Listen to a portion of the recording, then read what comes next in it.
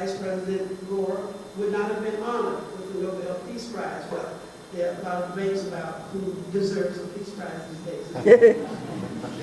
As I move about the country, especially speaking on college campuses, I realized that there are many people who don't know anything about the history of the movement that changed America. It really did, folks.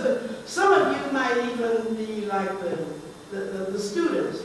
When asked in a survey, I think the survey was by the Washington Post, but the survey was asking students questions. It was near Dr. King's commemoration of his birth. And what was Dr. King about? And you may be surprised to realize, I don't think I have that article here, but you can look it up. They said, well, Dr. King was fighting against slavery. This was this generation of college students. Well, we can talk about what that seems to imply or suggest. But many people think that Dr. King just had a lot of marches, led a lot of marches. So I sometimes get introduced as someone who marched with Dr. King. And thank you for not saying that, Carl. Because the first thing I want to say when I get to the podium is, well, we didn't just march. But that's the image. Some people even equate the civil rights struggle with riots. I've heard people use those terms interchangeably, the riots of the 60s. And we didn't riot. There certainly were marches, but I want to highlight for you here this weekend that a great deal of work was done in communities before there was a march. Allow me to highlight for you something of the major training program that was my responsibility when I worked with Dr. King directly every single day, along with Andrew Young. Andrew Young, who became the mayor of Atlanta for 2 terms, and who became our ambassador to the United Nations under the Carter administration. Ann and I ran this program together, the Citizenship Education Program. And this was not about people from other countries studying to become American citizens. It was about people who were born here, right here. It was about people in this country, but because of being, let's see, at that time, back in the 60s, we were called Negroes. Let's see, then we were called colored people, then we were called Afro-Americans, then we were called African Americans, then we were called Black Americans, and now we're called people of colors. What do we have? People of color. Which is just an impossible phrase, people of color. Everybody got some color. Yeah. Sometimes these terms, as I said, are used interchangeably. And because this segment of the population early on, that's us, well, this segment was enslaved, then relegated to positions of servitude, and who were brutalized in the process because of the need of the dominant class to create a group of people who would be forced into providing free labor. Racial brutality, racial segregation became deeply entrenched into the culture of our country. Only now can I say our country. It took me a while. But once we got through that movement, I could begin to say our country. As I said, this would be after the great civil rights struggle and experiencing the positive change as a result of it. Andy used to describe what we did in the citizenship education workshops. He said, you know, Dorothy, what we were really doing was helping to unbrainwash ourselves. And that's so true, too. There are a lot of ways we could flesh that out. When Black people decided to wage a battle to work against such a system, and note that the part of the journey, and I speak of the place to which we have come, all of it as a journey in which I was blessed to play quite a large part. It was not the first effort to extricate ourselves from bondage and lack of basic humanity and opportunity. We could go rewind back and back. The modern-day civil rights struggle of the 1950s and 1960s evolved as the movement that tore down the walls of segregation and abuse. We were attacked and brutalized as we struggled for freedom. Yet this great movement did indeed advance democracy. And once involved, we were on a roll. As one of our popular freedom songs declared, ain't gonna let nobody turn me around. And we didn't. Anybody ever heard that song, ain't gonna let nobody turn me around? We just might sing it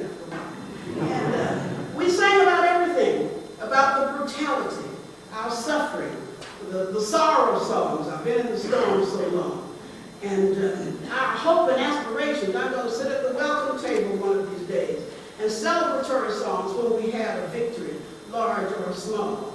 Ain't going to let nobody trip. Hey, how many of you say you have heard that? Ain't gonna let nobody turn me round, turn me round, turn me round. Ain't gonna let nobody, Lordy, turn me round. I'm gonna keep on walking, keep on talking, marching up to freedom. Now that man right there didn't sing, so we gotta do it again. Ain't gonna let nobody turn me round, turn me round. Won't let him turn me round. Ain't gonna let nobody turn me round. I'm gonna keep on walking, keep on talking, marching up to freedom. Now it took us a while. These were 5-day workshops, the citizenship education workshops, and the first day when people came, we had 40 or 50 people for 5 days together in the workshop, and these were really grassroots people who came right off the farms and plantations very often. And I remember, how many of you heard the name Fannie Lou Hamer? Well, Mrs. Hamer came from Ruleville, Mississippi, and I remember that when we recruited some people from the Delta area of Mississippi, Mrs. Hamer was there with the group that she brought. I remember asking her to introduce the people that came with her. And she said, I will be glad to do that, but I just need you all, because my heart is heavy, I need you all to sing a song with me. Because they told me a few weeks ago that if Pap, she called her husband Pap, if he didn't get me to stop this foolishness, that was just trying to get the black folk around in the area, especially living on Mr. Marlowe's plantation, to register to vote. That she was just doing that, fighting for the right to vote. And she said, but in the workshop, she needed us to sing a song before she could spend those 5 days with us. And so, I don't know if you've heard the term, the sorrow songs. I don't know if that was just us folks who had sorrow songs, but as I said, we sang about everything. But I never forget Mrs. Hamer standing up singing, Glenda, I've been in the storm so long. I've been in the storm so long. I've been in the storm so long, children. I've been in the storm so long. Give me a little time to pray. And she wasn't just singing to entertain anybody. And I don't know. Well, black folks sang every time we went to church, and people could just strike up a song as they felt like it. Now, my niece said, now, Dorothy, don't you go up there trying to get all those white folks to sing a song with you. Try the sorrow songs. I've been in the storm so long. I've been in the storm so long, children. I've been in the storm so long. Give me a little time to pray. And she'd go on, let me tell you, brothers, this is how I come along with a hung down head and a broken heart. But that's the first part of the week, the first part of the workshops. I'm talking about what happened in the citizenship education workshops. This is how we would get going and make people from these various places feel connected with each other. And as I said, we sang also celebratory songs. When Rosa Parks didn't move back, you could hear every workshop and in every mass meeting, you could hear folk singing, if you miss me from the back of the bus and you can't find me nowhere, come on up to the front. Come on up to the front of the bus. I'll be riding up there. I'll be riding up there. I'll be riding up there. Come on up to the front of the bus. I'll be riding. Now, black folk, we can only get jobs, pushing a broom and working in the fields and picking cotton. And we made this verse up. If you miss me from the cotton patch and you can't find me nowhere, come on over to City Hall. Come on over to City Hall. I'll be working. I'll be working over there. I'll be working. I'll be working over there. I'll be working over there. Come on over to City Hall. I'll be working over there. See, because the only folk that working is black folk in City Hall, you work always just pushing a broom. Boy, we have to go on a journey. And look what we got now. But anyway, that's another story.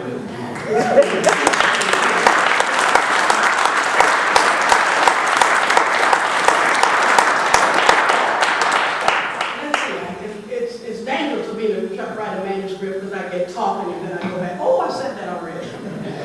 Let's see where we were. The modern day civil rights struggle of the 1950s and 60s evolved as the movement that tore down the walls of segregation and abuse.